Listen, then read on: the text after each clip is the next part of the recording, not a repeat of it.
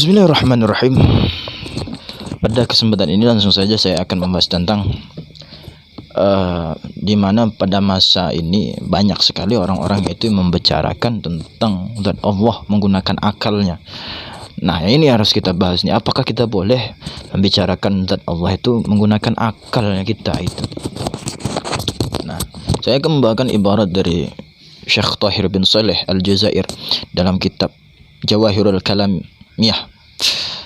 Karena banyak sekali orang itu berbicara tentang zat Allah, apalagi akidah-akidah yang sebelah itu bahkan mengatakan Allah itu punya tangan, punya wajah, punya kaki.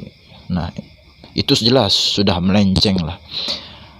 Ini bagaimana, apakah boleh kita berbicara tentang zat Allah menggunakan akal? Nah, langsung saja, hal yajuzu takallamu fi dzatihi ta'ala bil aqli.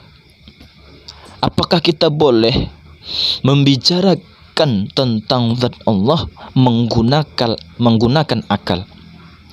Lalu dijawab oleh Syekh Tahir, la yajuzu takallamu fi dzatihi ta'ala bil aqli. Tidak diperbolehkan kita membicarakan zat Allah, tentang zat Allah menggunakan akal. Kenapa? Li'annal aqla qasirun. Karena akal itu adalah pendek. Akal itu tidak mampu untuk berpikir sejauh itu. Sedang kita memikirkan tentang proses penciptaan alam semesta ini saja, kita tidak mampu untuk memikirkannya, apalagi kita memikirkan tentang Allah. Tidaklah boleh. Tentang Allah itu seperti apa, tidak boleh kita memikirkan itu. Nah, an idrakil khaliqi subhanahu wa ta'ala, dari menemukan Allah subhanahu wa ta'ala. Tidak mampu akal kita untuk memikirkan Allah.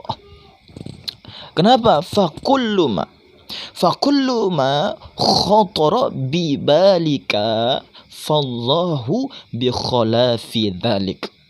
Jadi apa saja yang terpikirkan, yang terdetik, yang terangan oleh hati dan pikiran kita, fallahu bi khalafi dhalik, maka Allah itu tidaklah seperti yang apa kita angan, yang kita pikirkan. Allah itu tidaklah seperti makhluknya. Mukhalafatul lil hawadisi. Allah itu awal, Allah itu akhir. Allah qadim. Dan laisa kamitslihi syai'un. Allah tidaklah serupa dengan segala apapun. Itu dalilnya. Nah, jadi kita tidak boleh berpikir tentang Allah menggunakan akal. Zat Allah, kita tidak boleh memikirkan tentang zat Allah menggunakan akal. Nah, lalu ada pertanyaan, lalu kalau akal kita tidak mampu menemukan zat Allah, lalu bagaimana kita wusul sampai kepada Allah?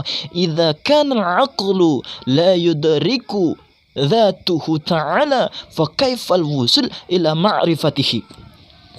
Jika akal kita tidak mampu menemukan zat Allah, lalu bagaimana kita wusul ma'rifat kepada Allah? Nah, sedangkan ma'annal ma'rifah wajibatun ala kulli ahad. Sedangkan ma'rifat kepada Allah itu wajib bagi setiap individu.